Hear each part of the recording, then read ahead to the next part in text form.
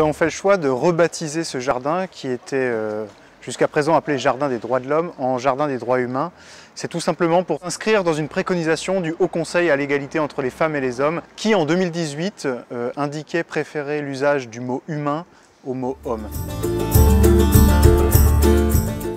Donc l'ancien jardin qui était trop minéral a été réaménagé pour en faire un espace de verdure. Nous avons prévu une rampe d'accès qui tourne. Autour de ça, à plusieurs niveaux, des espaces végétalisés, pelouse, fleurs, arbres.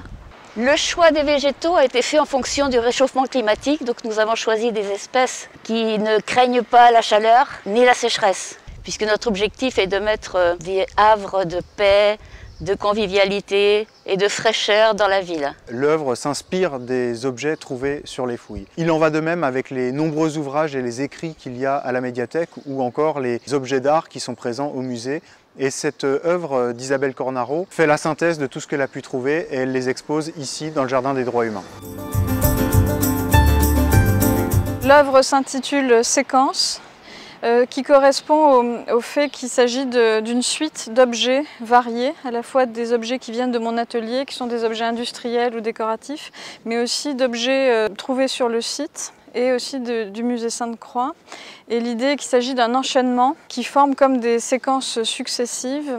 Et aussi, il y a deux bas-reliefs différents qui correspondent à deux cadrages différents dans la même matrice. Et ce qui me semblait intéressant dans cet espace, c'est d'avoir des grandes lignes verticales, de manière formelle, qui reprennent le rythme des travées qui sont au dos de l'amphithéâtre pour créer quelque chose d'un petit peu graphique et d'assez élancé qu'on voit de loin depuis la rue, depuis le jardin. Donc ce qui m'intéresse en tant qu'artiste, c'est aussi de pouvoir produire une œuvre qui est à la fois intime, qui est créée de manière solitaire, mais qui aussi s'adresse à une communauté et qui du coup crée une sorte de lien commun entre les gens. J'aime bien cette idée d'une espèce d'intimité dans l'espace public qui est à la fois quelque chose de public et d'intime.